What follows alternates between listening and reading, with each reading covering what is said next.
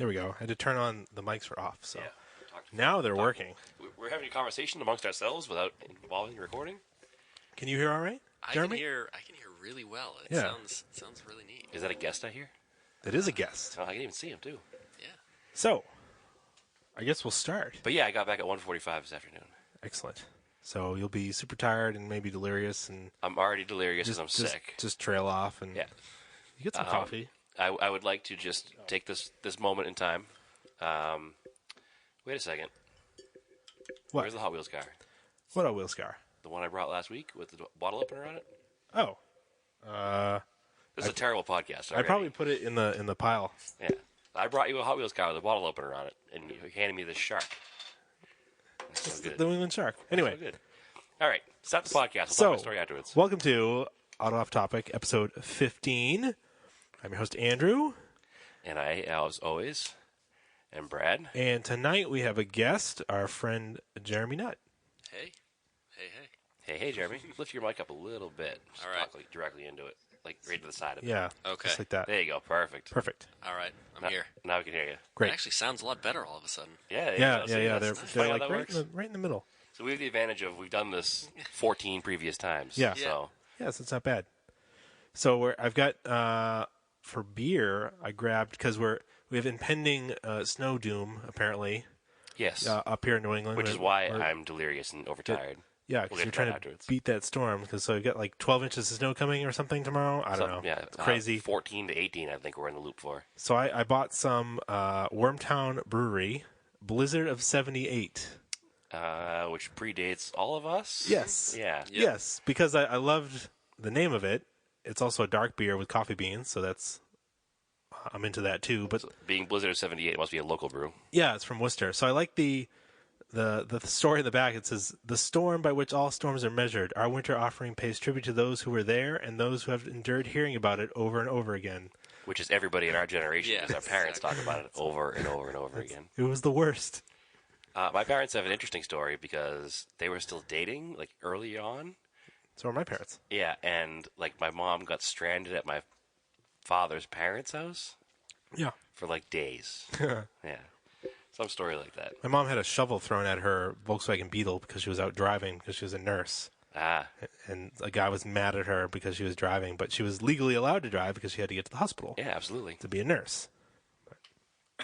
Anyway. I did forget my computer today, so we're going to have to go without notes on my end. Actually, I have my phone. I can pull up. Yeah, you can do it that way. My crack screen will make it interesting to see. So we'll get right into it because we don't want to run too long tonight. But you got your trailer, but there's a long story before. It's a very long story. And after Is that- that what we want to start with already? I guess so. Well, I don't have any project car updates, so I don't have any Project Car updates. no. So I guess that's Jeremy might have some, but he's our guest, so he can't talk about them yet. no. We'll talk all about Jerry. He can Jerry's talk. Stuff. Yeah. He's shaking his head over here because. Yeah. People can't see me shake my head, but yeah. yeah, I'm shaking my head. All right, the old dad joke. I can hear the marbles rattling around. Exactly. So my Project Car update, I guess, would be I went to pick up my trailer. Yep. Podcast listeners know that we live in Massachusetts, and the trailer was not in Massachusetts; it was in Georgia. So it was in the south central Georgia. It was the southernmost part of Georgia, like right in the middle of the state. So more south than Atlanta because Atlanta's kind of in the middle. It was like directly south of Atlanta by a lot of miles. Okay. Like if you put like a straight line south on a map. But it wasn't like seacoast Georgia. No, it was not. It was way inland. That was Douglas, Georgia, I think. They're like the mecca of trailer manufacturers down there. It's like Trailer Row. It's like up here we have Route 1, the Auto Mile in Norwood. Down there it's like, excuse me, I'm still sick like last week because I haven't slept much either. Down there they have like a trailer mile, and it's manufacturers and dealers. And you can't buy direct from the manufacturer because you have to go through a middleman. But then the middleman's address, which is fun, isn't where the trailers are. And then he tells you to follow him to the trailers are, and the trailers are at the manufacturer. And then you deal with the rest of the transaction with the lady that works for the manufacturer, and she has lists of all the dealers behind her and the transactions they've all done. Oh, weird. So it's like a weird, like, and we talked last week about the brewery Like contract brewing? contract brewing. It's like contract trailers, I guess. But the dealer doesn't have their own brand name on it, do they? No. No, they're all sold. The one I bought was under the Diamond Cargo name. Oh, weird. Because they're the best of the affordable brands that are built in southern Georgia. There's a lot of crap trailers you can get down there too, with C-channel frames and I-beam frames. And Well, there you go. but anyway, to get back to the whole story, Made in America. yeah, they are made in America, and they were made by some Americans. I'll tell you that. There's some fun people in Georgia. Yeah. Regardless of whatever side of any political argument you're on, there's some fun people in Georgia. Yep. Getting there, however, was not the fairy tale story it should have been. Timeline plan was leave Saturday morning, get into Douglas, Georgia on Sunday before noontime. Because it was an 18-hour drive. I figured I could do most of it on Saturday, whatever was left Sunday morning, and they were open until noontime on Sunday. I picked the trailer up. And then a friend of ours, Andy, had his 1982 Ford EXP down in Florida that I had to pick up for him. So I figured I could be, because that was only like 2.5 hours south into Florida from where I was in Georgia. So I could pick that car up on Sunday and then start driving north until I got tired and go to a hotel somewhere. Right. And then finish the trip on Monday and be home. Didn't work out that way. No. So Saturday I was feeling really good. The trip started a little late in my new truck, obviously. New to me truck. It's a used truck. But the Silverado dually that I have. I was driving straight through. Everything was going wonderful. And I kept going. It was 5:30 a.m. Yeah. And my charging light came on the dash. It's the best time for that to happen. It's absolutely the best time for that to happen. People that know the Duramax trucks or know diesel trucks in general, they have 2 batteries. So I know if I turn off most of my accessories, I should be able to run for pretty good time. Yeah, it's a diesel, and you're not using. There's no ignition power that needs to be Yeah, running. exactly. So I should be able to run. But unfortunately, the one problem you have at 5:30 a.m. Yeah. is that it's dark. So you have to run your headlights. Yeah. And the headlights take a lot of power from the batteries. So I made it as far as a Flying J truck stop. And I got there, it was about 6 o'clock in the morning. And I found a police officer, and I was like, hey, is there a Chevy dealer in town? And he says, yeah, it's like 100 feet away from you. It was dark, and lights were off, so I didn't know that. So he pointed where it was, like, oh, damn, there it is. All right. I said, do you mind if I stay here in this parking lot? You know, am I cool here if I, like, take a nap in the back of the truck or something here? He's like, oh, don't worry about it. You know, whatever's going on, we'll take care of it in the morning. I was like, all right, that's cool. So I didn't think anything of it. I went in the truck stop, got some dinner, said, this is not a fun way to start my trip, but I have tools. The alternator's right on top of the motor. There's a Chevy dealer right there.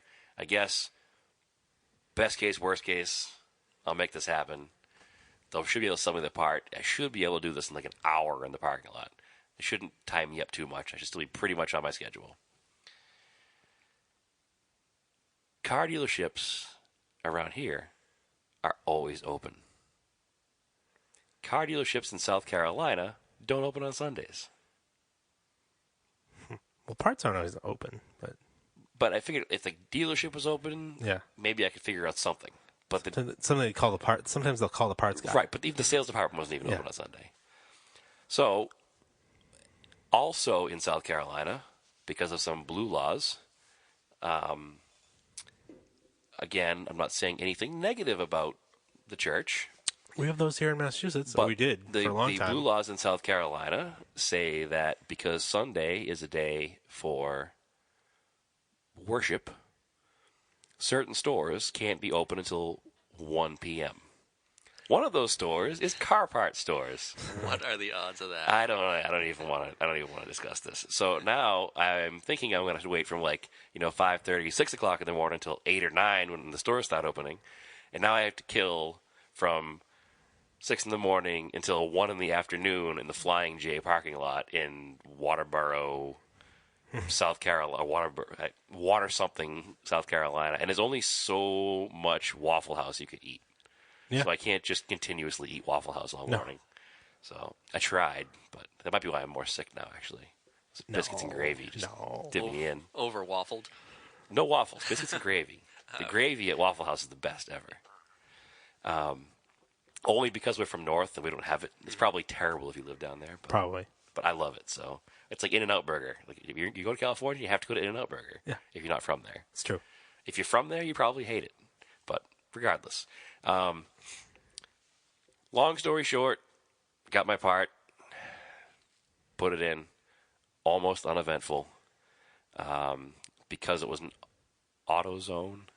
The AutoZone part is not made by Delco.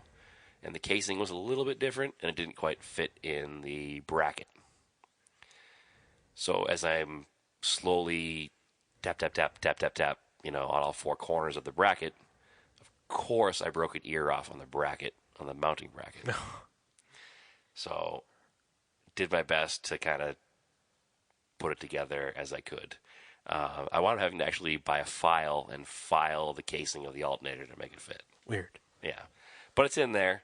And I kind of JB welded the bracket up and got it together with enough tension that it's staying together and it's charging. And I think it's actually fine because it's not like the primary bolt. It's just there's only 2 bolts holding the alternator on, but the way it broke, when the bolt is torqued back down, it grabs itself against the existing bracket. So Yeah. I think it'll be okay.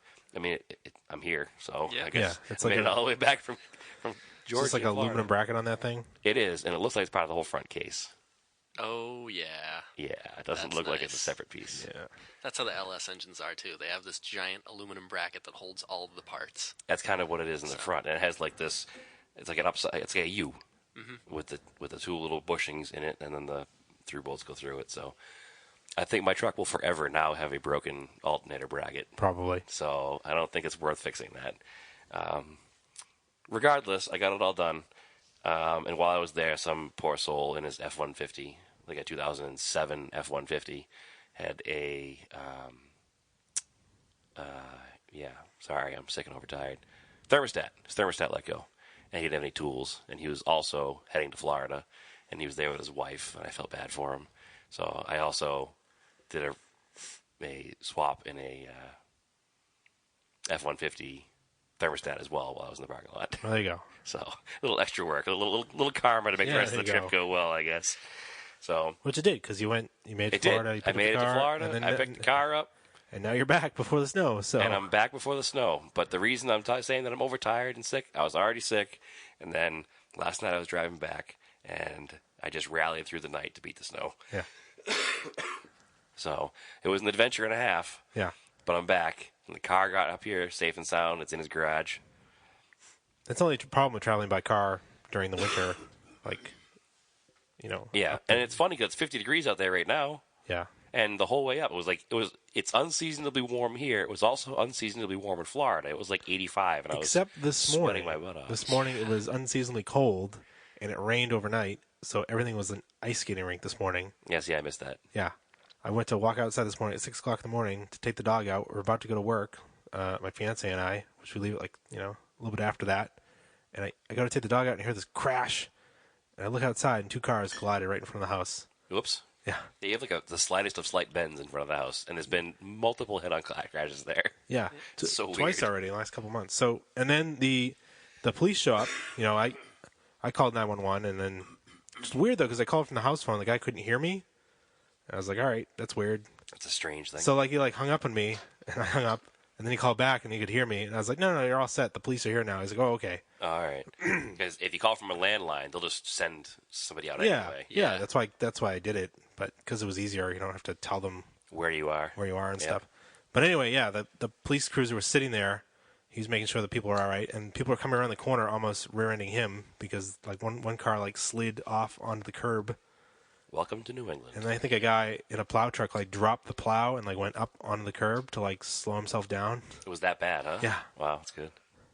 I'm glad that this morning I was still in probably North Carolina when this was all going on. Then within a couple hours, it was gone. So, but Excellent. anyway, I don't remember when I left anymore, so it must have been. It was yesterday morning when I left yeah, because I had to pick up the car. So yesterday was Monday, right? I'm all screwed up. I'm sorry. No, Just yesterday was ignore Yesterday me. was definitely not Monday. What day's today? Today's Today's Wednesday. I don't even know what's going on. You made it back anymore. in time. We thought you were gonna have to like remote in, so Yeah, well, we made it via happen. satellite, but you made it. I'd probably be more awake if we did remote in. Yeah, Just relaxing, sitting in a hotel room, sipping yeah, a beer, everything would be good. Probably. Eating waffles. More gravy. So So anyway, so everything's back, everything's good. The new trailer is really nice. It hauls really nice. I definitely made a good choice with the Duramax truck because I can't even feel the trailer back there. If it wasn't the fact that I can't see anything behind me, I wouldn't even know there was a trailer there. it was decent mileage pulling the trailer. Well, I mean, I would know that it was there because the mileage goes way down. But no. No. So what is the mileage like? It depends on what state I was in. In states where the speed limit is 70, it was like 11 miles per gallon loaded, which I guess isn't terrible because if it was a gas truck, it'd be like 4. So, but in states where the speed limit was 55, it was significantly more, 14. So it's not terrible. It's just the truck gets such good fuel mileage. I can't say gas mileage because it's diesel. Andrew will yell at me. The truck gets such good fuel mileage when it's unloaded that I was hoping for more, but I guess, Yeah. I mean, at the end of the day, it's just Go down there. What did you get? Like 20 or something? You said. like 24. Wow. Yeah, that's Yeah. pretty good for a big truck like that. That I mean, is- and I was pretty much just like 65, feather throttle the whole way, like Yeah. not in a hurry, just kind of cruising down, and yeah, it was like 24 the whole way down. Wow. It was pretty impressive. Well, it's Yeah. got so much torque, like you don't need to give it that much. No, exactly, it just rolls, and it was almost 400 miles to a tank, so it's not terrible. Loaded with a trailer too? No. No. That's when loaded with the trailer. It's Like half that. yeah, about half that. That's still not bad.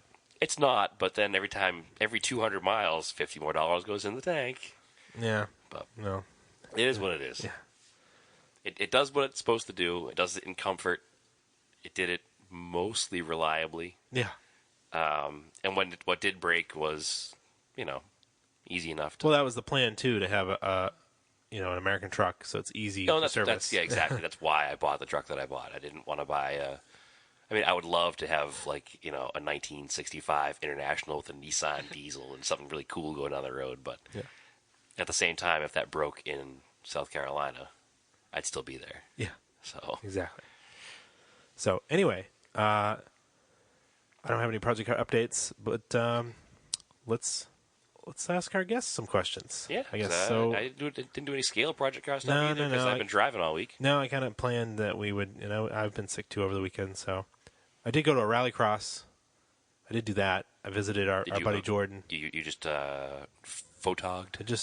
I just took some photos. Excellent. Where does that take place? That was at Stafford Motor Speedway, Connecticut. Oh, It was the yeah. New England region, the CCA.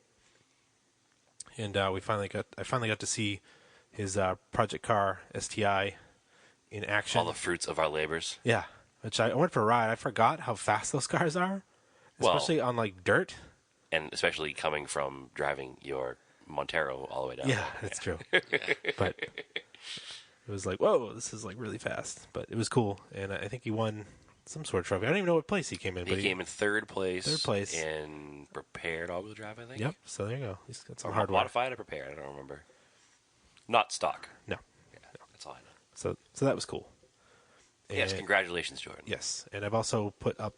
Oh no! So I put up some photos of that, and I was editing photos from the Rolex. I haven't finished with those yet. Just a couple of the ones you've put up so Yeah. far have been pretty nice. Yeah, those are pretty Yeah. cool. I put those on Instagram. So anyway, I wanted to ask Jeremy. I think we're going to ask people when we have them on is how you got started into cars. First of all, introduce yourself. Yes, So yeah, Your I'm name Jeremy. is Jeremy. My name's Jeremy, and we know you from like the New England DSM forums. Yeah, so For that selling us broken cars. Oh, I'm sorry. I'm sorry. well, it drove onto the trailer. Listen, it wasn't broke. I'm not upset at all. I just had to take the opportunity. Yeah. All right, that's fair. Now it's on record. So And as a seller, there's nobody better to buy a car from because he felt so bad he bought me a new short block for Christmas. that's true. So that's I tried to pretty make it good. from Santa, but yeah, you figured it out. I figured it out. I went to the ATM first to buy it though, and I got there and he's like, "Oh, it's all set." And I'm like, "How could it be all set?" Yeah, We'll I get to that felt story. absolutely We'll get to awful. that story later. Yeah. Yeah. So Don't feel awful. It's not your fault. It's old cars. right. So yeah, I guess I got started in cars very, very young because my dad was a car guy. He was always working in dealerships pretty much my entire youth, and then he became an automotive teacher that's when cool. I was probably maybe 14 or 15, something like that. At the high school you attended? No, Oh, okay. he actually worked at a local tech school as the automotive teacher. And yeah, I guess I just always was surrounded in cars. So I have an older brother that was always into cars, and yeah, instead of reading like Dr. Seuss, I was always reading like the catalog of American cars from 1946 to 19 Which I, of course, keep a 99 or copy of whatever. on my Yeah, bookshelf in the living room still to this day. yeah, as do I. Great book. So yeah, and then there's the like 1801 to 1942 manual as well, which Yep, the big green cover. yeah. Yeah, I get that one. So yeah, I basically spent most of my youth like flipping through these catalogs and like looking up all these really rare, cool cars. And then when I was about 15, actually when I was exactly 15, I ended up buying my first car, which was my '64 Chevy Impala convertible. Which you guys, I think, have now seen. Yeah, Yep, so that's 'cause the you still same have one. them. Yeah. So yeah, I've now had it. Well, I'm going on 20 years. Yeah, you which and I are is in the same insane. club with that one, which is pretty cool. Because I Yeah. have a Camaro that I've had since I was a kid. Yeah, so it's really cool to have a car that long. The sad thing is that I drove it for the first time like 3 years ago. So That's okay. it has literally been a project car for my entire life. Just proves you're a loyal man. Yeah, exactly. I don't give up. Yeah, that's good. That's good. Yeah, so I mean, it's gone through a lot of iterations. When I first bought it, I was 15, so I couldn't even drive. Yeah. And I got it through a want ad listing because that was like the thing to do Yep. at the time. Yep. I You go to remember the those. local, Pre-internet. yeah, go to the local like Pre-Craigslist. quick check or whatever, and get yourself a want ad on a Thursday Yeah. morning. I actually recently shared a picture with Andrew. I found the clipping that I took out of the sale of Evening News when I bought my Talon. Whoa, that's Yeah. pretty awesome. Yeah. I'm pretty sure I still have the want ad that I bought my car out of, but Excellent. it's like buried in a box somewhere. Doesn't matter as long as you know it's Exactly, there. I know it's there. Comforting. So yeah, I actually got it from the original owner's daughter. The original owner had passed away and like left a Porsche, a Volkswagen, and a '64 Impala convertible with his daughter. It's a pretty awesome collection. Right? Yeah, exactly. So I ended up buying the '64 Impala, but it was always parked on a dirt floor of a carriage house of this giant mansion. Yeah. So the whole bottom of the car was like missing. Like the floors were rotted out, the doors, the fenders, the quarter panels, A the frame. 64, it wouldn't be an X-frame car? Or It is an X-frame It is an car. X-frame car. Yep. So was it? It's not. It wasn't an SS or anything. It was No, just a not an SS. What's strange about it is that it's Bel Air. Was that a thing? not in '64. 64 Bel Air went to the low end, right? A Bel Air didn't even exist in '64. okay. It would have been like a Biscayne, Oh, right. an Impala, or I don't know. There's probably something else. But yeah, most of the car was like rotted into the earth. But it was from the original owner, so that was cool. It all had the original interior and original paint and all that stuff. Sadly, it was all destroyed.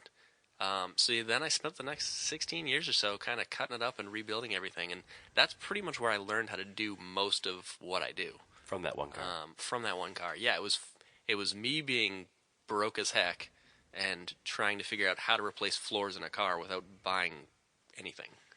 So, and that's probably how I got started welding and like fabricating stuff, which is like kind of one of my real passions.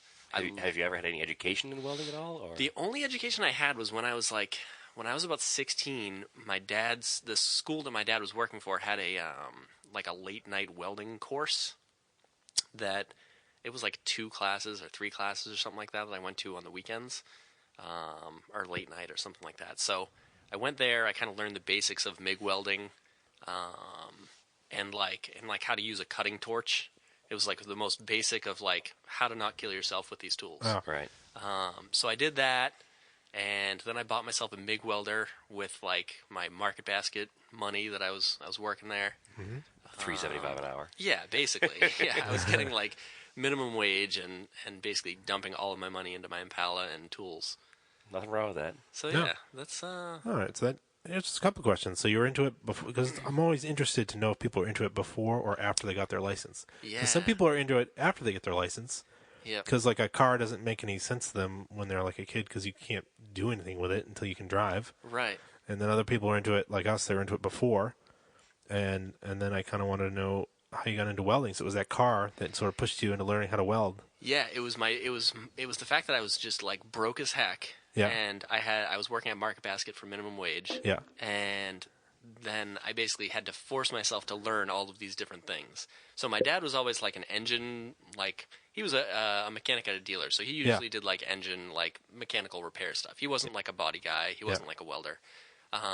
So I sort of was forced into teaching myself this stuff because I was a broke 16-year-old.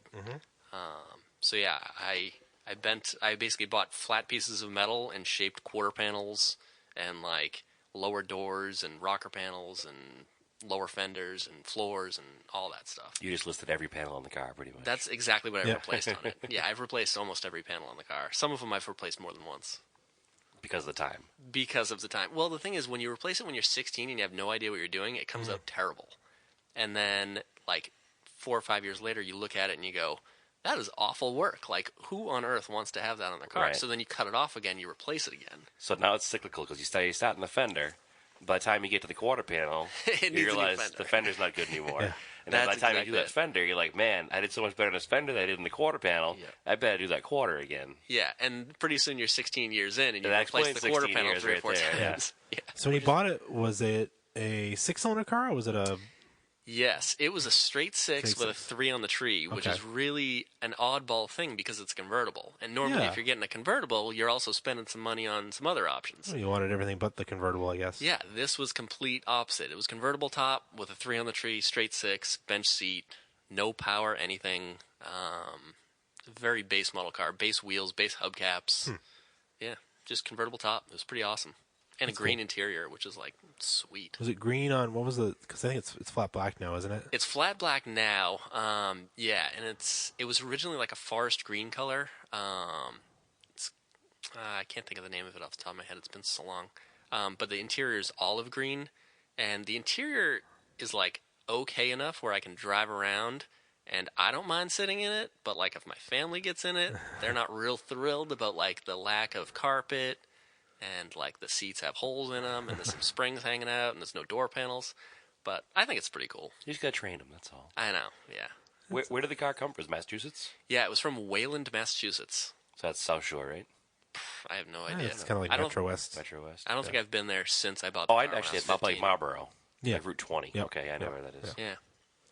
I know where that is. That's neat. So at what point did you decide did it Ellis swap it, or did you have a V8, different V8 in it before? Or? So basically, as these years went on, I had never really driven it legally.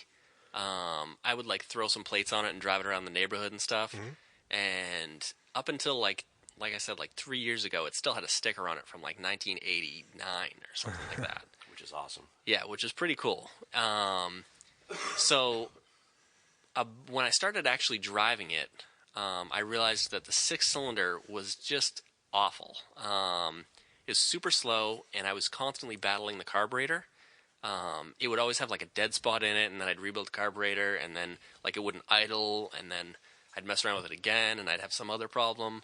And it was just a constant battle with this carburetor because the car would sit all winter, and then I'd break it out in the summer, and then nothing would work again.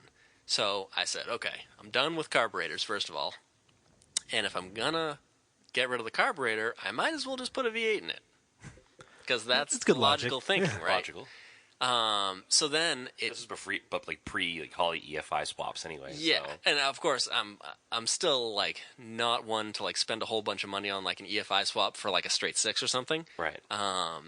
Although I thought about like taking an injection system off a Jeep because I figured that couldn't be too difficult to swap over to a straight 6. It sounds like it probably would be. I know it would be one of those things where you bolt it all on, and you're like, this is gonna work. You turn the key, and you're like, nope, that definitely. You also just said bolted on. I don't know how. Well, yeah. I don't know where that phrase came from. I mean, I can weld, so Yeah. I'd weld it all together. But yeah, I ended up, a coworker of mine had a 89 Trans Am that he had put this 6-liter engine in. He basically did the whole swap, and then he didn't end up driving the car, and it kind of sat in his driveway for a couple years. So I basically offered him a ridiculous amount of money for his engine, and he ended up like parting out the car. I took his engine and I threw it in my Impala. So it's a 6-liter, so that's an LQ, right? Not an LS. LQ9. So yeah, So it's the iron block or it's an iron block and it's the high compression. So there was an LQ4, which is low compression, and an LQ9, which is the high compression. so it's kind of So you don't need an aluminum block in a 64 Impala convertible. you don't need it, but it is pretty cool. I would have liked that. You don't need it. You don't need it. Are those are the truck engines? Truck engine, Yeah, it's a truck engine. Yep. which is totally acceptable considering it had a tractor engine in it when it started its life. Yeah, exactly. Yeah. It started with an engine that had been around since like 1933. Yeah, exactly. So yeah. It's funny 'cause if I was swapping an LS architecture motor in a modern sports car, yes, the LQ would not be the way to go. Right. But when it probably still weighs less than the big 6 It's that was in probably it. pretty comparable. Yeah. Yeah, but it probably makes twice the power, though. Oh yeah. Twice? Easily. Twice, 3 times? Yeah. On 2 cylinders, maybe. Yeah. Right. Especially because it has also what attached to it. Well, okay. So here's the thing. I have planned ahead for the turbo. I don't have a turbo attached to it right now, but I've planned ahead for it. So I have like the manifolds facing the proper directions, and I built a 4-inch single exhaust system for it. So that because I thought that it didn't make sense to have a turbo attached to dual exhaust. I just thought that was kind of silly. Other than appearance-wise. Yeah, other Yeah. than Typical appearance. car show crap. Yeah, I just felt wrong about it. So I made a 4-inch exhaust. It's a single turbo. It's going to be a single turbo. You gotta save yeah. weight. You gotta save weight somewhere anyway. Yeah. So Exactly. single exhaust, So, steel yeah. block. I mean, come on. So yeah, it's going to be a single turbo, and I've planned ahead for like the oil feed and oil returns, and I've welded all the fittings everywhere. So now it's just really a matter of like it's drivable right now, but when I do throw a turbo on it, it'll be like a very easy swapperoo. Probably something I could do in like a weekend if So I really. what do you want to? What are your thoughts for turbo? And Well- actually, before you get to that, what transmission's in the car? It actually has okay, so here's another fun thing. I have some friends that, for some reason, give me really cool stuff, like, for free. So I have this friend That's that... karma. Yeah. 'Cause you gave me a lot of cool stuff when I bought the car I from know. you. Well, it was really that I just wanted to empty out my garage. So I was like, here, take I this. look at it as a gift. Yeah, okay, it was a gift. One man's trash, you know? Yeah. Right. So I have a friend. I'll call it his name. His name's Jason. He ends up giving me really cool stuff for some reason, and he had a Muncie M21 Rock aluminum... crusher. Yeah, sitting in his garage. That is really cool stuff. Yeah. Yeah, and he's like, hey, you want this transmission? And I'm like, well, yeah, obviously I want this transmission. So I ended up, first I put the transmission behind my straight 6, because I thought that would be pretty cool, because it's a 4-speed behind a straight 6, and Why nobody not, does right? that. Yeah. So then I moved on to... You can turn it. Sorry. Very professional. So then There's I... going to be a problem tonight. It's going to be my fault because I'm sick and sorry. overtired. Talking the wrong part of the mic. Yeah, so then when I swapped the new engine in it, I bolted it up to 4-speed as well. But to do that, it needed clutch parts, which is a little tricky because I had to get a bell housing that worked with a bigger flywheel with the LS engine and the clutch that worked with And it the wasn't Muncie. a common enough thing that people Yeah, did it. And do what it's they a do. little bit weird. So it's kind of like a... Most people do like a turbo 400 or something. Yeah, they'll do a turbo 400 or they'll put like a 6-speed like T56 behind it or something like that because that just like bolts together and it's easy. Right, which is what I would probably think would be the direction you'd go once you go turbo, especially. Exactly. Yeah. But I mean, it's also like a huge expense. Like a T56, even like used with like 150,000 miles on it, is like $1,200. So I'm too cheap for that. However, I'm sure your friend Jason wouldn't mind if you sold his M21 No, he wouldn't. to put proceeds to Woods. Yeah, he would definitely do towards that. the Well, T56. It's funny you say that because he has a T56 in his Camaro that I think that if I was to play my cards right, he would probably let me get it. Excellent. He doesn't know that yet, but I think he would let One me. day he'll go to get in his Camaro. Yeah, and and he'll be fourth like, gear, "Why is there a?" And he'll go to shift to fifth, and there won't be a fifth anymore, Yeah. and he won't know what happened. Yeah, he'll be like, "Where did my clutch pedal go?" He'd be fine with it though. I think they're just expensive now because people use them in drift cars. Like they go basically with every Well, it's not LS just swap. drift cars; it's every car. Right. They fit everything. What do those come in? Like 3rd-gen Camaros, T56? 4th gen Camaros. 4th gen, that's right. 4th gen Camaros, and then I feel like I don't know if the Corvettes had that same style setup or if they all had the No, like they have weird the transmission they have in the the back. transfer, not Yeah. transfer case, the The like tube. transaxle. Yeah, Torque tube. transaxle. Yep. Torque tubes, weird Yeah. Corvette stuff. Yeah. Or Porsche 944 stuff. Yeah. Yeah. That was C5 Corvettes. Right. Yep. I think all afterwards they do too, don't they? C5, C6, C7, yeah. Yeah, after C5. Because it was a Yeah. whole. Well, C4 was a whole new car too. I don't know much about C5 was a whole Corvettes new after car. C2s. But anyway, Yeah. so that's cool. So sorry. No, go ahead. What is the turbo plan? So the Is there a turbo plan? So the plan is that I just want to make it like a reliable vehicle that I can like go to go get ice cream in safely and not worry about it like having issues. Okay. I want to like, and that's sort of where it's at right now. I was going to say, you just described what you already have. I know, Yeah. I know. Yeah. But the thing is, like, I need to make the interior a little nicer so that like I can like go with my family to get ice cream. Because I mean, it's fine if I get ice cream, but my family wants ice cream too. Right. Yeah. So I'm gonna want to bring them with me. Well, you so have a truck motor, so you can put a trailer hitch in the back Yeah. and haul them in a camper. Yeah. So I could do that, or I could put like an interior in it. So I think I'm going to probably put like a decent interior in it, and then once I know that it's like reliable and trustworthy, then I'll screw it up by putting a big turbo in it. Okay. But I probably don't want to. I don't want it to have like 1,000 horsepower or anything stupid. I want not that stupid because it's kind of awesome, but It's stupidly awesome. yeah. I mean, let's say it has like 350 to 400 horsepower now. If I was to throw a turbo on it and get like 550 or 600, which I think is totally doable, I think that would be ridiculous. nice. Yeah. It is ridiculous. It's Yeah. convertible. Does it still have a stock rear end in the car too? It does, and it burns one wheel like you wouldn't believe. That's probably the only reason it's lasted so long. Yeah, exactly. It sounds violent, and as soon as you like romp on the gas, it just lights up the right rear tire. And last time I saw the car, it still had like 14-inch steels on it. Oh yeah, so it does. That Yeah, tire 14 is- by I was 6s. gonna say that tire was about 5.5 inches wide. Yeah. So Yeah, it's embarrassingly small tires that melt. It's That's awesome. okay. Yeah. So it's just out in the rain. Don't drive in the rain. right. Yeah. That's the other upgrade I got to do. I got to do some sort of rear diff upgrade. Yeah. And Rear- all, rear all those diff wide interior seals. parts should be available. Like, Yeah. those cars are so popular to Yep. restore. So, Yeah, you can buy like the whole interior out of a magazine. So yeah, it's very convenient to buy. It's just a matter of spending the money. So no, that's neat. yeah. But, so that's the car you've got now, but you've had a couple cars before. Yeah. I only know of One or like two. the Mighty Max and the Gallant, but I don't know Yeah. if there's anything else that you've had. So You were like- saying earlier when I was showing you my garage, you had a GSX and Yep. So I've probably had like between like 30 and 40 cars, I would say. I don't know if that's at the level of Brad yet. No, I Maybe? think it's beyond me. yeah, it Oh might be really? beyond. You Well, just 'cause- keep them all? Right. I have 14 cars, but I've only had a total of like 20. Okay. So So yeah, I have had a lot of cars. Most of them are like daily driver type things. So I'll just like buy a Subaru, drive it for like 6 months, get bored with it, get something different.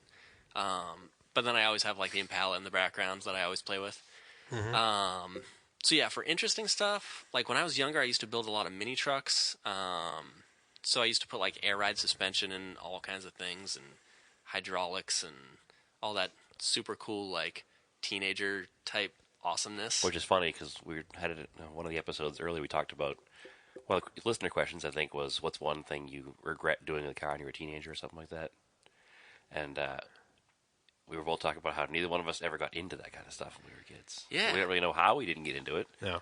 We Right. So didn't would get you into put it. air ride in the Impala? Like, I actually already did. Oh. So I had air ride in it. So my vision when I was 15 and I bought this car, I was like, I am going to be exactly like Dr. Dre and Snoop Dogg. Like this thing is going to be Excellent. lime green, hydraulics, like wrapped steel frame, Dayton's, like gold Dayton's, like gold headlight trim. It's going to be excellent.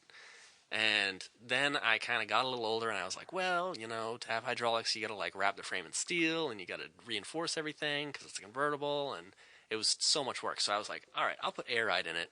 So then it was like, Which I think is cooler anyway, Yeah. and it's Yeah. way more functional. so yeah, it was Unless pretty you're awesome. going full on low rider. Exactly. Well, yeah, my style's changed a little bit over time. I would still drive a low rider. Oh, I definitely would too.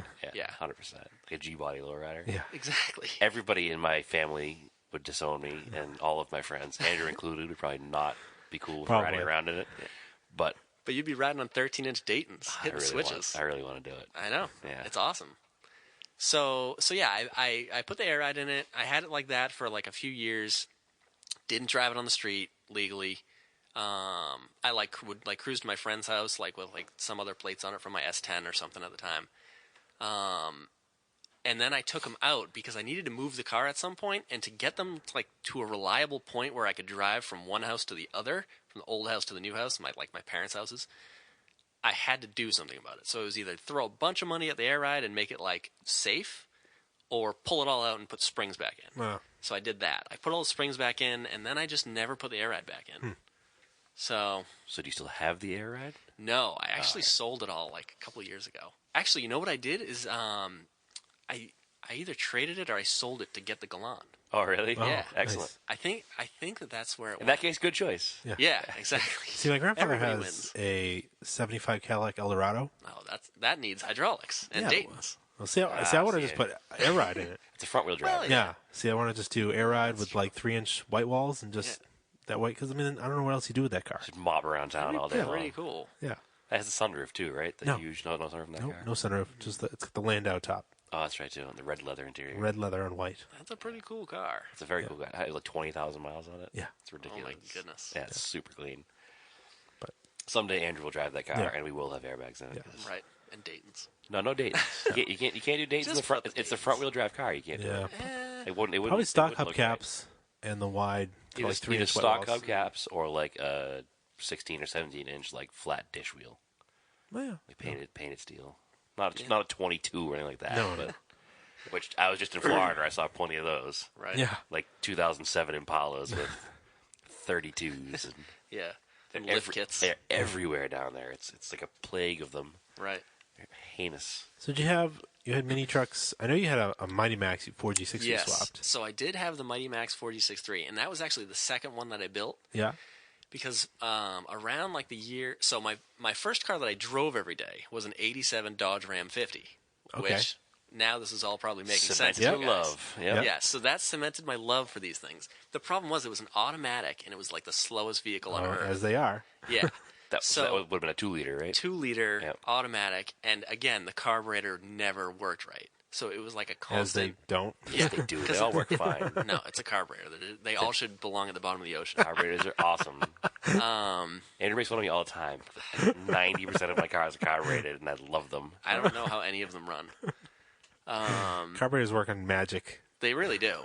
Like I every time I rebuild a carburetor, it works for like a couple weeks, and then magic falls out of it, and then poof, it has like a dead spot in the middle. You know, I'm going to sit here and knock this table because I have pretty damn good luck with carburetors.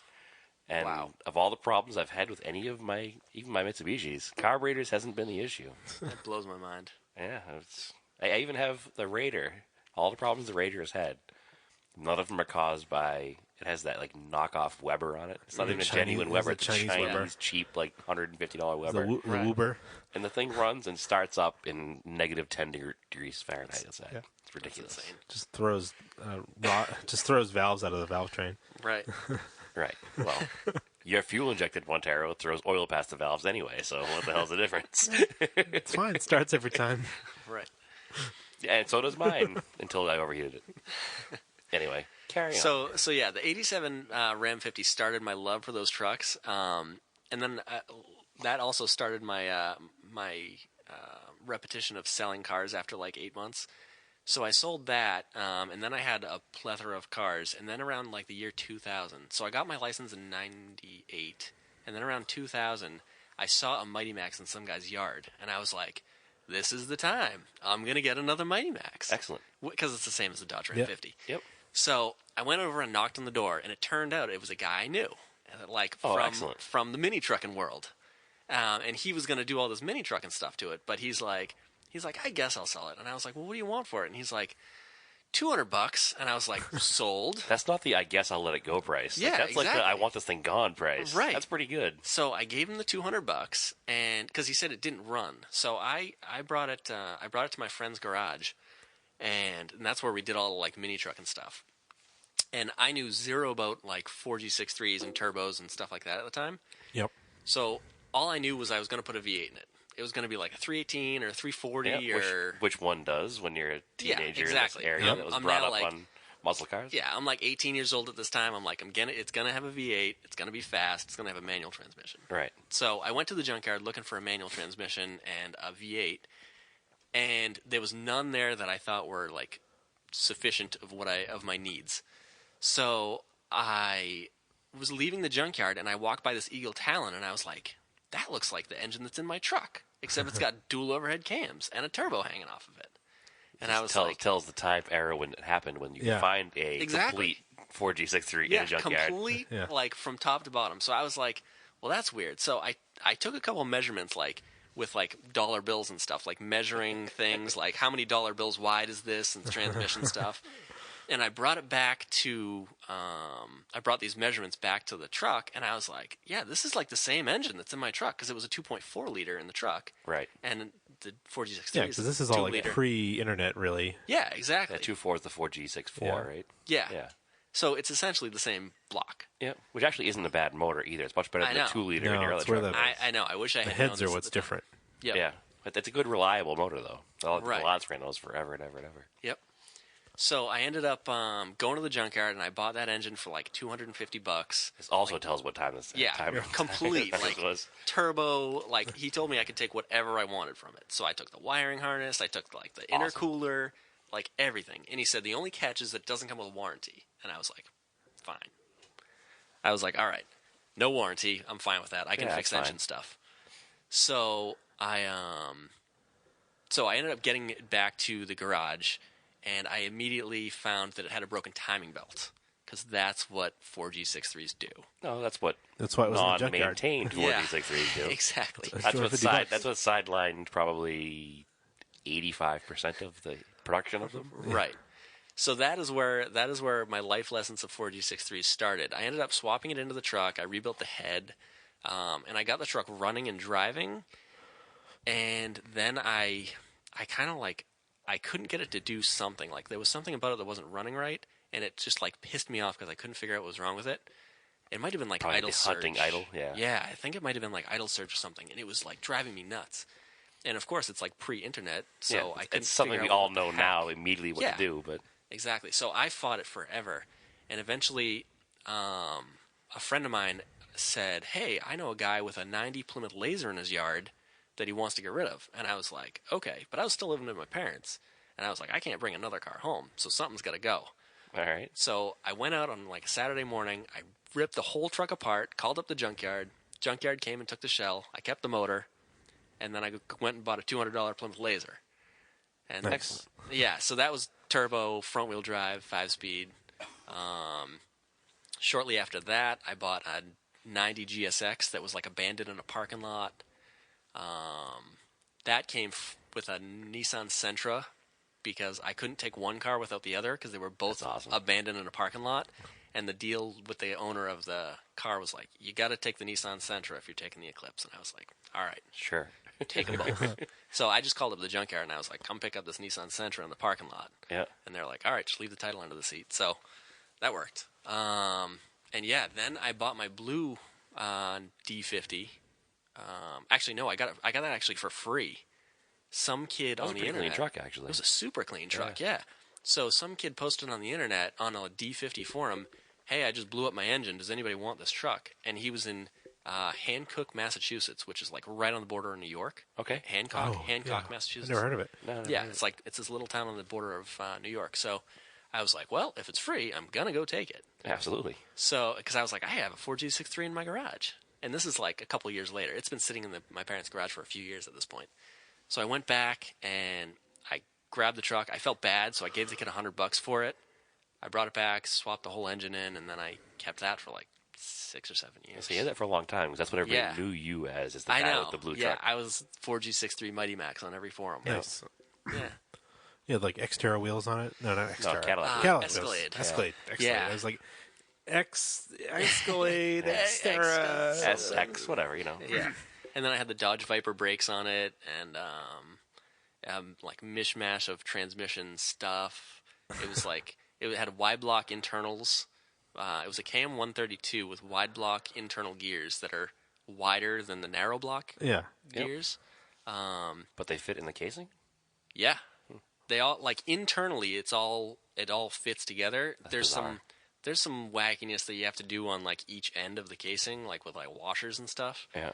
But I broke a gear in the original KM 132, and I needed to do something about it cheap. So I happened to have my wide block transmission sitting in my garage. So I was like, maybe it'll swap over. So I pulled them both apart and swapped all the stuff over and got a working transmission again. Excellent. Yeah.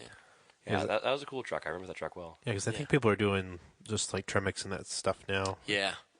Yeah, and power glides for the racer. Yeah, 'cause people. even the steering guys, I think we were talking to a couple steering guys who are doing Tremix now, and just 'cause people are making the bell housings. So Yep. instead of Mr. running those, Hincher. Yeah. instead of running those cams, because they're just kind of weak for big power, I guess. Yep. Yeah, that's They what everybody alright. said. I mean, I broke a gear in mine, but it was my own doing. Yeah. I was driving like a jerk, and I basically just Which one does when he builds a 4G60 yeah, Money Max? exactly. I was driving it like a jerk, and I like totally missed a shift and just like hosed the thing. Drove happens. it back, and it was just going wee, like all kinds of noises. It happens. Nice. It That's happens. cool. Yeah. Then you ended up with the Project Gallant. Then I got the Gallant. So yeah, I sold the truck, and I got the Gallant in trade of an LS1 and I think it was a little bit of money and some random parts and stuff. I got an LS1 that had a bottom end knock, and I was gonna like rebuild it and throw it in my Impala. Ah, see, now there's the connection with the Gallant. Yeah, exactly. For those who don't know, the Gallant that I own, that I've told a few stories of maybe in the past on the Yep. podcast, is the Gallant that Jeremy is talking of. Yes, Jeremy did an amazing Well, that car body restoration. was a USDM car Yep. that Yep. someone at some point decided to convert it to right-hand drive. Yes. But did not know what the I don't hell know they were why. doing. It was really bad install. Yeah. Yeah, they cut the center of the firewall out and swapped like some of What the they had to. stuff. Yeah. Yeah. It was like horrible work. Yeah. So I got the car because I thought it was cool. It was like a right-hand drive Galant VR4, and then I realized how bad the work was, and I was like, I Yeah. can't do this. I can't live Yeah. with this. Because if you drove it, you couldn't live. You would have died. Yeah, I would have actually died, and I wouldn't be able to like put a gearbox in it and stuff. Like none of that stuff. would Everything was fit. wrong, yeah. Or a wiring harness. Yeah, or or anything. Yeah. any of the parts. And the problem is now is that those cars aren't that expensive, and you can, if you really wanted a right-hand drive one, you could just import it Yep. because they're Yeah, legal now. Yeah. And for not too much money either. No. Yeah. I was looking at it before doing that. Remember the couple I looked at before I bought your old car. But anyway, carry on the story here. Yeah. So yeah, I got the car in trade for I had seen the car like kicking around forums for like a couple of years. Yeah, I remember the car when I was down to It was like- Florida I on don't- three yeah. spokes in the Yeah, I don't garage. think it was I ever knew like. that picture. I don't think it ever ran for a long Yeah. time. It just kind of kicked around different owners. Right, so it had gone from like Florida to like Wisconsin to New York to New Hampshire, and then I got it. So it was all over the map, and nobody ever had it running. So I got it, and I saw the firewall work, and I was like, I can't do this. So I got a. So yeah, that's another weird story actually. I got a parts car Galant VR4. Just again by like knocking on a guy's door and saying, "Hey, you want to sell this Galant VR4 to me?" And he's like, "Well, you know, I've got some big plans for it." And we're like, "Okay." Yeah. So me and my friend Greg ended up buying the car for a few $100s. We split it, and we both took parts off of it. I took the firewall Excellent. and Yeah, it was kind of piles rusty, right? Yeah, it was wicked rusty. yeah. There was like no rocker panels. Even like the subframe wasn't attached to the body anymore because there was no rotted metal out. Yeah. to attach it to. However, the left rear quarter panel was good. yeah, which is for weird. whatever reason, Yeah. like that, and that's weird because the nice Galant, the number 1803, that had a rotted left rear quarter. Yeah. which is just really weird. So yeah, that was another thing I fixed on that car. But yeah, I ended up swapping the firewall over, which was a crazy amount of work. I'm like looking back, it's like, why on earth did I even start that? To be fair, you made it a lot more work by making it look factory. Yeah, exactly. Yeah. You could have buggered it all in, Yeah. hidden everything under I the know. plastics and dash, and it would have been good. But Right. Yeah, I have like Nobody would've bought the OCD. car. Yeah, exactly. And I have like this crazy. Going back to my friend Jason, I've worked on his like 782 Nova for like ages, yeah, I've seen pictures of that car floating and around. yeah, and the work that I've done to that is like crazy meticulous because I think it's wrong to hack things together. Yeah. So I'd rather spend like endless amounts of hours on it and do it the right way than like hack something together and be mad when I'm done. Now, I have an interesting off-topic real quick here for What? this. You love the show I was just thinking Roadkill. that. I love it. Yeah. He hates the show Roadkill. I know. This Now, is weird, you right? have the love for the show. I know. But you hate hacking cars together. Yeah, it's the really show is weird. built on hacking cars together. I know. Maybe I it's like also love the show, and I love the fact that they don't take it serious. I love that they take it serious enough, and when Yeah. they do want to do something nice, they can do something nice. Yeah. But just the fun they have with these cheap beer Once cars you is awesome. showed me that episodes, and then I understood, because in the previews they make it seem like they're just hacks and they just throw it together. No. The previews don't do them any justice. I made him watch Right. the one where they built the It was the Dodge, the Duster, the junkyard duster. Yeah, the white that's Duster pretty out awesome. of that. Yeah. And then they like And- drag raced it. Yeah, they're beating the tried to. headers with a hammer, and he's like, I was Yeah. like, well, if we watch Engine Masters, we can see exactly why that's Yeah. totally fine to do. We don't lose horsepower Yeah. by doing that, so we're fine. And somewhere I have that print mag if you really want proof. Yes. So Yeah. anyway, so I didn't know you changed your mind a little bit on them. Have you started watching any of the episodes? You course should not. start watching them because they're really good. I know. Like, it's so addicting for me, at least. I least watched at- one and I can't stop. I know, I watch them all the time. And if you haven't seen them already, I still watch them. Yeah. At least watch the episodes with the Ranchero. Yeah. That's Because like that is my some of the all-time best episodes. favorite car and my all-time favorite Right. build. And Yep. Anyway, that is my off-topic. Back to the Galant. I know, because you were putting that. I remember looking at the forums. It was a couple of years you were putting that car back together. Right? Yeah, it was a couple years. Yeah, well, the thing was, like, once you commit to cutting the firewall out of a car, you either have to junk the whole thing or you have to finish it. You're either going to burn your money or Yeah. not. So I was like, well, I guess I'll just keep going with this, and it'll make a cool build thread. Because not a lot of people out there are cutting firewalls out of cars. No, So I figured No. it would at least be Nobody. an interesting, especially not yeah. 90s Mitsubishis. Yeah, right. exactly. And like everybody, every non-car person that I know is like, "What is wrong with you? Like, why on earth would anybody spend this time and money on a 1990?" This is why I 91 can't get Galant. rid of my Starion. Because I've Right. started it. It's that far into the process. You just dump it as his house. and I then have you're I have finished. that build thread going on it. Right. It's like it's there. It's not going to take that much more to do it. Everybody else in the world is like, you are dumbest MF I ever met. Why are you even bothering? You Right. can go to Las Vegas and buy a perfect one. Yeah, for cheap. For like $1.95. There's Yeah. the guy, I don't know if you know him. His name's going to escape me now. Because he goes by two different names on Facebook in real life. But Scotty something or other. He's got a junkyard of them out there. Oh, and he's okay. saving me a solid one. Yeah, And it's just like, it's just not worth me going out there to drag it home. yeah, Well, you have a trailer now, so Yeah, but I maybe it still is. spend, yeah. $3 a gallon of diesel all the way out there and back to get it. So, Excuse me. Once you've got, once you get some other stuff going and however, he extra has, cash. If you want one as well, he has multiple, so we can get a 2-car open trailer, and then it might be worth it if we split the trip. I don't need one at the moment. No, but he's clearing out his whole yard. He has like 30 of them. They're all going to go to the crusher if he doesn't get rid of them. What? That just makes me sad. It does, but what are you going to do if you get that many of them? You got to get rid of them. Staring party, I guess. Yeah, Yeah, but they don't run, so you can't have much of a party. If we just dance on them, like what are you going to do at Yeah. a Starion party? I guess you could do some, I don't know, would you do 4G63 swaps in those? oh yeah, All day long. Yeah, right. 4G63, 318s, 360s. I don't care what you're doing. Just make them all run and drive again. LS, LS the world. Actually, the big thing now with those is 2Js. Oh 1Js, yeah, I've seen a couple of those. something Js. Yeah, Toyota 2Js Motors is pretty and- cool. That's an engine I'd like to play with. I haven't had any Yeah. experience with them, but they look fun. They do. They sound fun Yeah, they sound fun, Mm-hmm. and they make a lot of power. Like, for not much work. yeah, like stock exactly. bottom end power. Right, and you can go buy like a SC300 with a 2JZ non-turbo in it for Yep. pretty cheap. Which have you seen the videos of that the blue Cressida drift car? Yeah, it's a 2J. It's a non-turbo 2J, but the car only weighs 2,400 pounds, so it doesn't need the turbo. Do you remember the DSG Raider with the Yeah. 2G? Yep. Oh yeah. Wow, thing was yeah, awesome. I Yeah. forgot about that. Yep.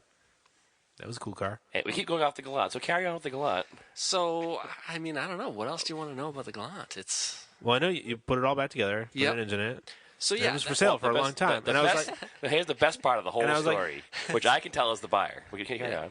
well, well, you were putting yours together. I had built thread on mine because I bought mine in 2011, 2010. Same similar era. And we were kind of going back and forth. We were looking at each other's stuff, and it was kind of motivating. You were seeing what Yeah. I was doing, putting mine back together. Yeah, definitely. Mine was not didn't need that, it didn't need that much body work. Right. That's Yeah. why I bought it, because Yeah, it didn't need yours body is work. nice, Mine was that's all why. engine work and wiring, so Yeah. that's where that was. Yeah, the other car that I would always watch. So there was your build thread, and then there was Tom Tharp. Do you guys know him from?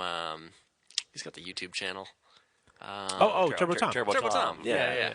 So yeah, he's got his wicked nice, like everything he has is like so meticulous and like clean. Even his garage, I'm like, how do you keep it that clean? Yeah. So yeah, he always has a reminds me of build Joey. thread. Yeah, he's got a sweet build thread of like, and of course his YouTube channel, like showing all these like. Well, it's funny. I found his YouTube channel because he had that kid Nate had that super original like 72 Colt. Oh yeah. That's friends of his that he did the video. Interesting. Of it.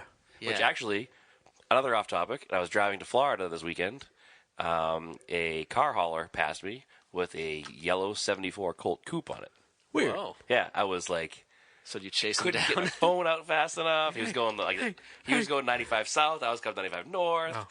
But it was on a car hauler, so I assume somebody bought it on eBay or Craigslist. Yeah. I haven't looked at the forums to see if it's somebody in the forum who bought it, but I was very excited to see it anyway because I've never seen one in the wild. Yeah. Like other than the ones I own, I've never been like, oh, a Colt. Yeah. Because I mean, 'Cause you're the only one that has I them. probably have in 1985, but I didn't give a shit. Yeah. So, but so I was like, oh, 74, 75. Yeah. 74. But eventually you finish putting the Galant back together, and you're like, it's time to sell it because Yes. then you wanted turbo stuff for the Impala, right? Yeah, that was pretty much it. So, And I was like, Brad, you should buy this because you like my car so much. right. So yeah, I put the whole car together, and I did all this like insanely like clean work to it because that's I don't know because I'm weird like that, and I spend endless time on things. Because you knew somebody was going to buy it who would care. Well, yeah, that might have been it. I just felt like it was a nice enough car where I should do the right thing for the car. Like I got like an emotional attachment to the car. Yeah. Which is something I do to like cars in junkyards too. I'll like walk through a junkyard and be like, "Oh, this poor car. Like maybe I should pull out of this junkyard and This is why maybe we're I can friends. save it." Yeah, it's really sad. I literally have junkyard cars. So. Yeah, I know. Like I get emotional attachments to like all kinds of stuff. So Yeah.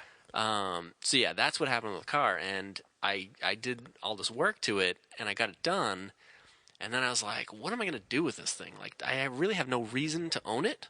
Like it was, I think I liked building it more than actually owning it. Right. And that actually goes for a lot of the cars that I end up working on, and my motorcycle. I have a motorcycle too. Have you guys seen that? Yeah, the blue Honda. No, it's a yellow Honda. Oh, yellow Honda. It was a Yeah. Honda. Yeah. So I've done like a bazillion hours of work on that, and I don't like riding it. I just like looking at it. It's a weird Right. thing. I have two motorcycles that have been in my basement for years. Yeah. I haven't seen the light of day, so Right. I hear ya, I hear Yeah, ya. I just like building things more than owning them. So yeah, I got it all done, and then I made a for sale thread that went on for ages, and it seemed like as your I was for gonna- sale threads do. Yes, exactly. I am the worst salesman on earth, and then I sell things, and then I regret them. And, It's funny because I'm trying to turn myself around from being the worst salesman on earth because I've started my own vintage car business. right. But I had a customer come to my house to look at the brown Colt, and Yep. he's like, his 16-year-old son saw it for sale, and he wanted to buy it. And I flat out told him, I was like, this really isn't the car for you. Yeah. He's like, what do you mean? I was like, well, not to shoot myself in the foot because I'm trying to sell the car. I said, but if you're 16-year-old, do you have a garage? Well, no. I Yeah. was like, do you know where to get parts? No. Well, I mean, he'd learn, Yeah. but is your son the kind who would, if it broke, he would take the time to fix it? Or did he be like, Dad, can I have a ride to the store today? Yeah. He's like, all right, I get it. And I was like, I'll gladly sell you the car. Yeah. I said, but it might not be the way. If he wants a project to learn how to do something, maybe find him a Miata. I think people or something. appreciate that. But Yeah. at the same time, the car's still sitting in my driveway now. You know what I mean? Yeah, Like, but- could use the money, but No, that needs to go to like an enthusiast that appreciates what it is. the problem is, there's only one 1980 Colt enthusiast in the world, It's And you. he's sitting in this room. and he already owns the car. Right. So I'm screwed. Yeah. So, but it will forever be for sale because I told Deb I'll sell the car.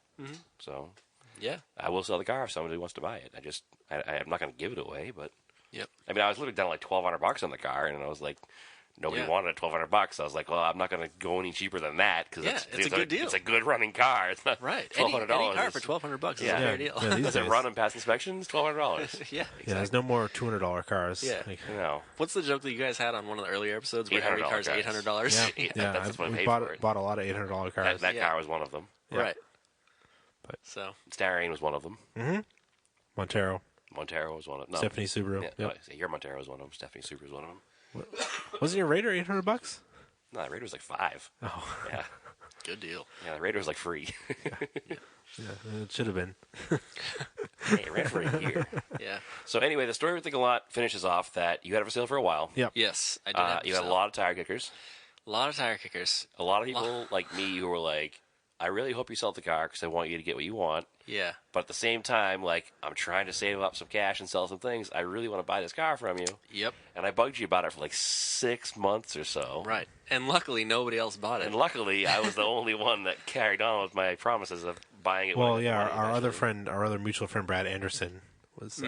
Well, yeah, Yeah, he was trying like hell to find a buyer for it Yeah. because he really liked the car too. he pushed me Yeah. over Yeah. the edge to buying the car. Yeah. So, Deb, when you listen to this podcast, Deb is my wife. For those who don't know, it's Andrew's fault, Brad right. Anderson's fault. Yes, That I bought the car because we both own Gallants. because you both own Gallants and Yeah. you pushed me into it, and it's Jeremy's fault for holding on to it all this time so Exactly. I Yes. could buy it. I should have traded it for like a PlayStation 3 from some of the guys on Craigslist. Yes. If I knew I could have got it for PlayStation 3, it might have saved a little bit because I bought that car like 5 months before my wedding. Yeah, I mean, So I don't know how you pulled that off. Very understanding wife. That's Thanks, why I Deb. married her. that's why I married Deb. Yep. Yeah. So yeah, So- then I took that money and immediately dumped it all in my Impala. Which is a good place to put it. Yeah. Because you're not going to lose it now. Yeah, exactly. I mean, I've always had that rule that car money is car money. Yep. If it's money is hard to come by. Obviously, we all work hard for our money. Mm-hmm. But if I sell a car, which is I'm changing now, obviously, because I'm doing it as a business. Yeah. It's my income. But it's always been when it was just a hobby. If I sold a car, that money was not for like groceries. Yeah. Like unless we were starving, that money went back into other cars because I'm not going to get that money back again.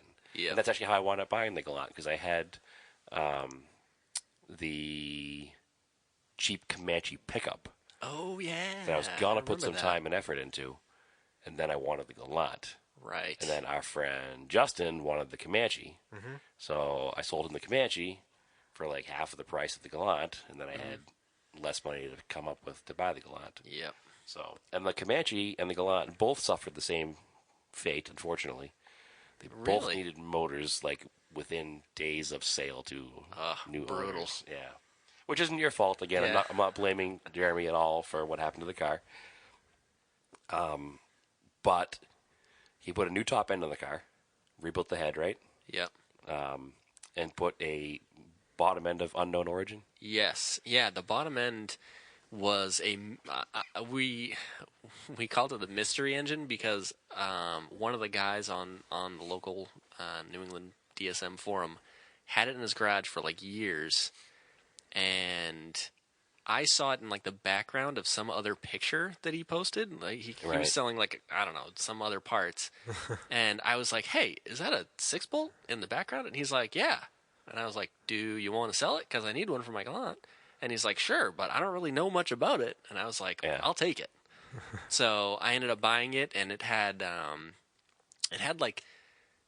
burned a lot of fuel and not gotten enough air. So like it was just full of carbon, unlike anything I've ever seen. That also probably explains what happened to the bearings then, if there was enough fuel. Yeah, maybe. Yeah, washed down, thin down the oil. So anyway, long story short, when I bought the car, it sounded good. Yeah. Yeah. Yeah, I probably drove it for about like 250 miles, I would say. Yeah, that's about what I got out of it too. 'Cause Yeah. I drove it. I got it home. I got it registered. I drove it to my house from my parents' house in Salem to Georgetown. Georgetown to Salem. Drove it to work. Drove it home, and then I took my brother-in-law and my nephew for a ride, and that's when it blew up. Yeah. So it was probably about 100 miles I put on it, but Yeah. it was not an unknown motor. It's not like you said. It's nothing. Yeah. You didn't do anything wrong. Yeah, it's unfortunate. And you are the best person I've ever bought a car from because, you Because Santa Claus brought Santa you Claus brought me a new short block for the car, which unfortunately to this day I haven't done anything with Yeah, I know, because I'm waiting. there's been so many. If the truck hadn't broken, Yep. I would have. I was next in line. And it's just I have so much going on, and the problem is when I took the car apart, it has that kind of exhaustive unknown origin too. Oh, I know the origin of that. Okay, well, it doesn't really That's fit, a weird story. It doesn't really fit the car. Yeah. Well, yeah, it doesn't really fit the car. Right. I needed to dent it a little bit to make it like past the subframe. Well, or something it touches like the subframe when it's that? Oh, installed. it does. Yeah. Oh, that's unfortunate. Which is why I want to replace it. Yeah. I mean, I guess I could The just. motor is basically loose. It's just hanging on the mounts. Yeah, we took a day, and actually Brad Anderson came over as well. I had it ready to come out in about an hour because I've Yeah. done So this many before. times. Yeah. Yeah. We just didn't have an engine at the time, but now we do. So, like, we'll just clean up the one that we gave you, make sure it's all set, Yeah. go through it. We can have that in a weekend. Oh, I know we can, but I want to send the motor out and have it. Yeah, once that's done, the actual labor of putting it in is literally a weekend. Oh, absolutely. Yeah. But I want to take the motor that's in Yeah. the car apart because the head is good because you had the head redone. Oh, yeah. Yes. But I'm gonna send it out. Yeah, just have it cleaned Just have and it everything. clean. Make sure there's no Yeah. metal shavings or anything in it. Yep. And then I want to have the also kind of unknown bottom end because it came Yep. from. Oh, yeah. That was another like mystery sitting in a garage for a long time. Yeah, we'll plastic gauge all But the we all know things. the history of it. It came out of a 100,000-mile car, Yeah. so we know how many miles are on it. We know Yep. the car it came out of. Cool. That was Chris, I think his name is, right? Yeah. Neptune Racing. Yep. So we know the basic history of it, but we will still go through it. We'll, like I said, we'll plastic gauge it, make sure the bearings are good, Yep. and Yeah. make sure we do get a motor that will last. If it was me, I would just throw the thing right in there and see if it knocks. See, that's the problem. I think it takes less time to do that than. It does. It does, but as I was taking it apart, I made a list. Yeah. And that's the main reason I haven't finished the car yet, because this list grew exponentially of all the Yeah. stuff. I was like, this car is so nice now that I want to Right. keep taking it to the next level. So then he was looking at me Yeah, and my that's OCD. I'm like, unfortunate. no, you need to fix that. You need to fix that. You need to fix Yeah. that. That's So now, unfortunate. it's not, again, it's nothing you did wrong. No. It's my wanting to now make the car Yeah. that much nicer. Right. So I don't want to put it back with the same parts. I want to put Yeah. it back with, I want to install the AC in the car. Yeah, and the You engine know, bay is really nice. The engine bay, the paint job in the engine bay is Yeah. amazing. I want to make it like pretty much factory fresh when it's done Yep. because the car is that close otherwise. Mm-hmm. So that's the main reason it hasn't been done. And the exhaust is probably the biggest expenditure.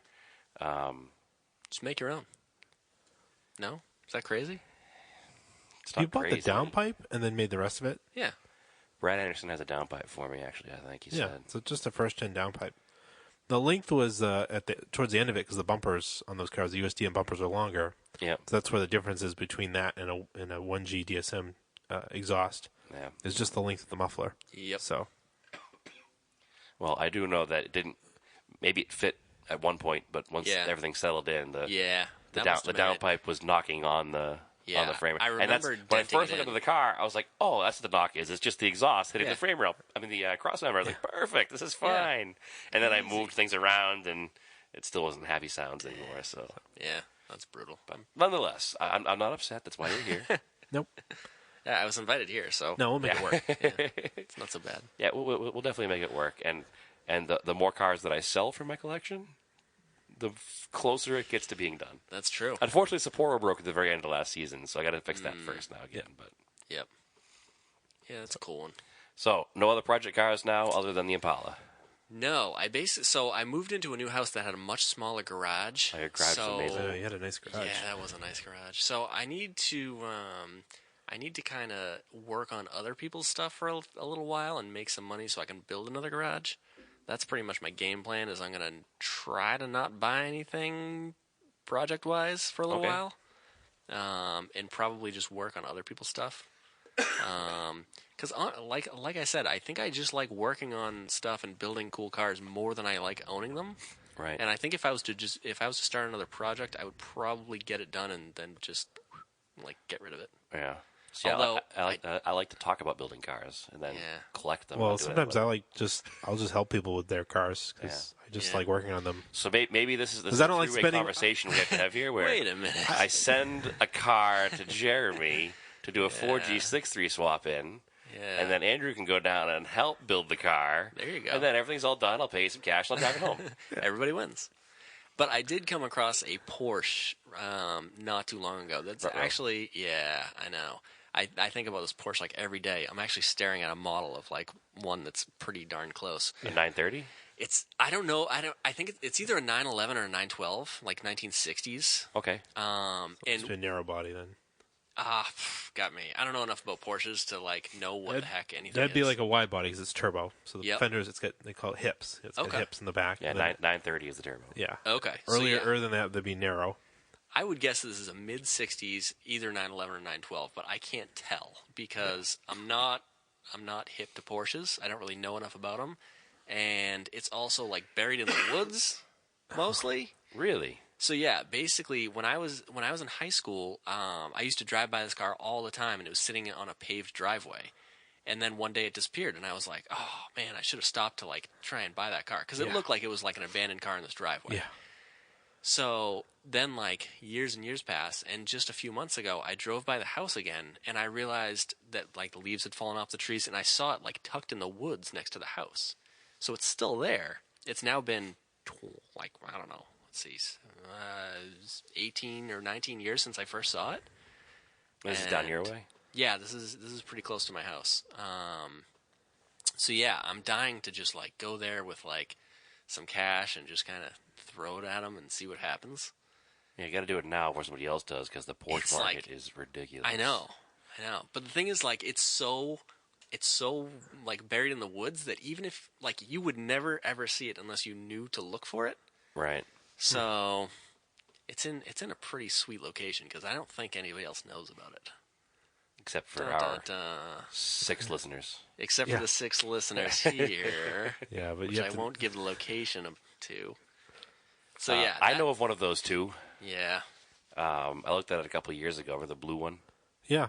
and I couldn't come up with the cash at the time to buy it, and it was not a ton of money. I think I came to like an agreement of like $5,000 with the guy. yeah. And he was a second owner. It was a '74 911 Dang. Targa, Oh my god.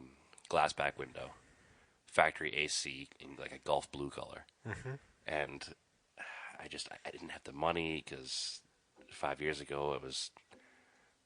I was still living by myself, and I was still paying my mortgage by myself, and I still had a car payment I think then, and it was just I couldn't pull it together, and I've kind of lost touch with the guy, and Do you know if the car's still there? the car's still there. Because it is worth $5,000 all day long if it's a 911. 100% worth $5,000 all day Yeah. long. Now this is 5 years ago. The bubble Right. burst after that. Yeah. Which was at $5,000. I was still kind of like, because the car needed a lot of work. I was like, yeah, I don't know. It's a lot of money for a project. I don't know if the bubble burst. They're still up there. They are worth a ton of money. I'd say before the bubble grew, I should say. Yeah. It wasn't quite there. It was starting to go up, but it wasn't like, But again, a 74 isn't the most desirable 911 Yep. either. So it's not a 6-figure car, and because it's a Targa, it's 911E or 911T. Which doesn't mean Targa, which I learned later on. News to me. But anyway, it's a 911 Targa, 74. I mean, it's probably a $60,000 car, I guess. 60, 65. I don't know. What do they call those mid? It's not mid-year. No, mid-year is the bigger bumper car. This is 70. Does Porsche call them mid-year too? Is that? I They thought it have- was a Corvette thing. That is a Corvette thing, but it's like an enthusiast thing. They call Oh, it really? mid-years because it's Oh, like I a had no idea. big bumpers on an older style or something like that. Huh. We're going to get made fun of by a couple of our I listeners know. that I know are huge Porsche nuts, and I know enough to have an intelligent conversation, but not enough to have like an Einstein conversation about Right. it. Yeah.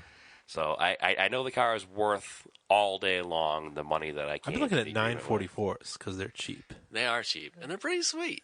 Yeah. Yeah, I would definitely take one of those. There's a weird swing on those though. It's a super weird swing. They can either be super cheap or Yep. like $10,000. You're Yeah. like, Yeah. Okay. And the car looks outwardly the same. yeah. Yep. And you're not sure like what makes one worth $1,000 Yeah, exactly. and 10,000. Right. You're like, maybe I don't know enough about these. Well, and that's what people say. There's no such thing as $1,000 944. Yeah. Right. Yeah, you can buy it for $1,000, Yeah. but the thing ain't got to run very long for $1,000. Yeah, I heard the same thing about DeLoreans, where every DeLorean is $25,000 no matter what you spend on it. Which is $20,000 more than it should be because it's a DeLorean. Right. Yeah. Yeah, they're terrible cars. But, I get mean, the doors go up. fanboyism of them, and another podcast that we listened to, the guy in the podcast had one of them, Yep. And he sold it when he got a picture of his painted it for his wall because he's like, I just like looking at it. I never like driving the car Yeah. anyway. Right. The other thing I like is keep looking on Craigslist at Mercure XR4 TIs. Oh, yeah. No, it's my buy. You can't take that from me. Whatever. Yeah. There's a guy that's selling 2 of them. I know it. One for each. He wants like $750 for the pair, or something stupid like that, or $750 each, or $1,000. What is it? $1,000 for the pair? I thought it was like 500. It was something really cheap That's so cheap. Yeah. You should probably buy those. because I just want to rallycross it. That's all I want it for. I want to daily it because I'm dumb. That's fine. As long as you're not looking for reliability. See, here's the thing. I'll buy the XF4 Ti, and then the Galant will never get finished, and the Right. steering will never get finished. Yeah. So you already have turbo. I just want a rear-wheel drive vehicle I can rallycross. That's literally all I want. So either like an E36 or that Mercure, just something cheap I can drive in the dirt. Yep. I'll sell you the Blue Colt. Boom. Yeah, I don't want to ruin that in the dirt though. Just paint it. It's fine. No. Anyway, what else we got going on? Anything? I think that's about it. Oh, no. One more important thing. What's that? We are officially ending the coloring contest. and we forgot we didn't judge it yet We did not judge it. because we were busy. Yeah, I've been busy driving around everywhere Yeah. being sick. So the coloring contest is over. Jeremy didn't get an entry in, so I he was didn't. pretty I know. excited about it in the beginning, and he still blew Yeah. it. I know. And he didn't have his kids do it. I'm still excited. And the thing is, like, I would listen to the podcast every week, and I'd hear you guys be like, "Why aren't you doing the coloring contest?" And I'd be like, "I got to go home and do this. I got to print out a couple of them. Me and my son are gonna Yep. color the heck out of these things." And then I just didn't. Yeah. I was basically a total slacker on this. I had one of the best family nights in a long time, like coloring with my wife and I daughter. don't leave It them was up there. fun. They'll be on the internet. I'm You can download jealous. Oh, yeah, absolutely. I All right. and use them afterwards. All right. no prizes if you submit them, but we still love to see them. Yeah. Okay. But so the entries are closed. We do have, I'd say, about 8 total. 8 or I 9. think so. Yeah, we have enough to judge them. I made an executive decision. Yeah. We're going to do an adult and a child. Okay. That's what I thought. We have a couple of child entries and a few adult entries. Yep. We'll get them together. We'll look at them. When we do decide our winner, it may wind up being a random drawing more than a, hey, you're better coloring than you are, because they're all Okay. pretty damn good. Sure. And then we'll find out whatever kind of car the winner is interested in, and we'll see what we got in my stack of model car and diecast car goodies to give away. I had a couple people message me lately about building model cars again because we were talking about them. Yeah, So, we're pushing people over the edge. so that's pretty cool. Did you start building again? I have a I think- 64 Impala. I know you're an RC car guy, though, right? Or you were. I was for a very long time, and then like a year ago, I got out my Clodbuster, which I don't know if you're familiar with yeah. that. Super cool to my idea. Yeah. So I got that sucker out, and I put new servos in it, and I got a new receiver because I don't know if you guys remember how terrible the range was I do. 15, 20 years And then ago. when the police car drove by and keyed its radio, your car crashed into the woods. Yeah, exactly. So it was awful. So I got was one like of the AM. new ones. The 2.4 gigahertz. Yeah, and I can go for miles. Yeah, they're amazing. I can't even believe how good it is. Yeah. So yeah, You know, my Magnum Junior's not top of the line anymore. Not even it is close. not. So yeah, I ended up redoing this Cloudbuster, and now it's like a usable, functional thing Excellent. again. Excellent. So yeah, it's pretty. Well, your it's son's pretty getting older, so he can start Yeah, getting I into think, that. I think he's gonna get Time into to it. get him a hobby grade. Yeah, Yep. I was trying to convince my wife that he needed an El Camino, like Sure. a real El Camino. Oh, okay. that's how I got don't my know if Camaro. she's on board yet, Lauren. You can let me know. That's how I got my Camaro. I'm thinking. And listen, okay, Lauren, here it is. I was 8 years old when my Okay. father bought my Camaro, So we got 4 more years. Perfect. and he put it aside, and he said, when you get your license, you can't have this car. Perfect. He said, but once you've been driving for a few years, and you've proven yourself to not be a jackass, you can have this car. Yeah, I think this So- is a good plan. And here it is all these years later. I didn't start driving it at 16, but at 18 I did. Yep. Yep. And I still got it. Right. So, So was he driving it during this time? no, it was parked. Okay. My father's like I am. He has way more cars he knows what to do with. I see. And at the time, he owned a body shop. Yep. So he had like a storage facility. The car just sat for many, many, many, many years. I like this idea. Yeah, it's So, a yeah. wonderful idea. And then it gives the kid some reason not to be a jackass. Yep. So, not that your kid's a jackass. Yeah. I'm just saying, when he becomes a teenager, all kids have a little bit of jackass in them. Yep. Yep. I certainly And then if they have a cool, goal, did. Exactly. maybe they'll not be a jackass. Like a 64 to 72 El Camino. That's the good generation. Yeah. Like yeah, second, third gen. Yep. Those are cool cars. Definitely. Excellent. So coloring contest over Yep. by Jeremy Son and El Camino. Yep. Yep. Lauren should approve this. Yep. Everything else is good. Yep. As always, this episode is brought to you by Vintage Imports of New England. That's right, which you can follow them at Instagram, Instagram. Vintage Imports of NE. Yep. Or on Facebook, Vintage Imports of New England. Yep. Our inventory is dwindling at the moment. Yes. We've sold another car, which is excellent. But there's more stuff coming, hopefully, in the near future. I do now offer transportation services because Yes, I you do do. now have a trailer and a truck with a good alternator to haul things with. Yep. So that's good. An enclosed trailer. It is an enclosed trailer, Specialty transport. specialty vintage car transport, which I will have. Or auto parts. Anything that's... Hey man, if it ships, If it fits in your trailer. it ships. Yeah. Shipping your trailer. Anywhere makes in me the wonder. continental U.S. I do have tire straps, yeah. so it won't even be tied down to the chassis of the car. Nice. So everything is pretty legit, if I do say so myself. Cool. Follow you at... We're on Instagram. Here if we you go want. again. TSISS350 is my personal Instagram account. You can follow me at Raised Anger, or you can follow the podcast at Auto Off Topic. You can follow us on Facebook. It's the Auto Off Topic Podcast. I think that's it. I don't have anything else. Jeremy has... Anything? I have a website, hotrodcoffeeshop.com, Excellent. which is it's just pretty much me posting my projects. Yeah, it's... And there's a couple of actually really talented guys on there that hang out on the forum Right. that are from like New York and Texas and Georgia and a few other places, but they're like extremely talented car guys that do some. Any some awesome names that we builds. might know? You know what's funny? Probably not. I've meant to join that site like 1,000 times. And forums are just so inaccessible now because Right? Facebook is just so much easier. Yeah, but you know what? I've been going back to forums now. They're so much better. Yeah, but there's nobody there. Yeah, it Ghost depends. Town There's some yeah. really active forums like the Expedition Portal. The Mitsubishis section of that forum is very active. Yeah, the classic cult forum is. Yeah.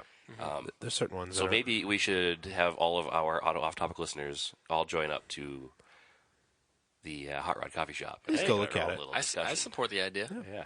Yeah, I mean the reason I built it was because I was mad that other websites were like vanishing. I would post all my builds and then they would just delete. And Right. I would be like, okay, That was a well, lot of there work goes- for nothing. Yeah. Yeah. So then I just built my own. So Cool. Excellent. Win. And you can follow the build thread on the lot there. oh yeah, Yes. most definitely. So, anything else? I mean, I know you kind of have an Instagram, but you don't really use it too much. Yeah, I don't really use it. Okay. Do you YouTube channel for work? No. I mean, oneiauto.com is where I work, and I would encourage you to buy some auto parts from oneiauto.com. You might even catch me on video, actually. yeah, we if have you seen look some. around. Yeah, I've seen some videos very of it. informative Yep. videos from Jeremy. Yeah, Nutt. we have like 4,300 how-to videos so far. We make about 100 videos a month. Oh wow, Yeah, it's pretty That's ridiculous. Really that's good. a lot of videos. Yeah, That's it like sure is. That's like 3 a day. It's actually we counting we weekends. average a little over 5 a day. God, that's more than like Wow. some like professional YouTubers. Yeah, I know. Yeah, That makes them a professional YouTuber. Yeah, I think. Yeah. Yeah. the most It does. we've done is 137 in a month, Wow. which is crazy. That's a and lot. they're like how-to videos, like how to replace stuff on cars. Well, we decided to start doing some how-to videos ourselves, Excuse me. Awesome. and we've done one in the past 6 months. That's pretty good. So, Got to start somewhere. Hey, but that's any what is the subject YouTube ours, channel? So It's one A Auto on YouTube. Okay, Yeah, if you search one A Auto, you'll find Excellent. 4,300 videos and 100 new ones every month. I'm So- gonna have to look at some more of those videos. Yeah, 'cause I it'll saw- blow your mind. cool. We actually made a really great one today. I don't know if it went live today, but it's removing the hood on a Chrysler 300. And the guys doing it, they snap their fingers and just appear on the screen. It's the first like crazy footage. Special we've done. effects. It's pretty awesome. I like it. I like it. cool. Excellent. Well, thanks for All right. coming. Yeah, it was great time. having you. Thanks Absolutely. for coming down. Thanks for having me. Because I think you're like an hour away, right? Yeah, but it was actually a very nice ride. All right, excellent. So I'll let you get home because it's gonna snow and Yep. Brad's tired, so I want to get home. So Yeah, I need We're some gonna- sleep. yeah, we're gonna wrap this podcast up. And thanks for listening. And we'll see you next week. There, there goes my voice. Keep your cars analog. Yeah, keep your cars analog.